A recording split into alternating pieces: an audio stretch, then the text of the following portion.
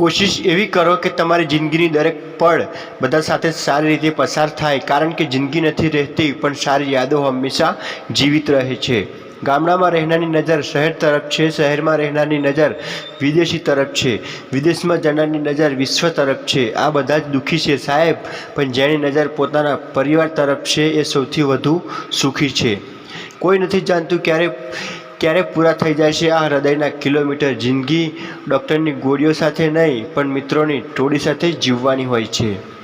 હકીકત છુપાવનારને એ ખબર નથી હોતી કે પાપ પાતાળમાંથી પણ પાછું આવે છે. તમારા પરસેવાનો રૂપિયો જ્યારે પર સેવામાં વપરાય ને સાહેબ, ત્યારે માનવું કે તમારું જીવન સફળ થઈ ગયું.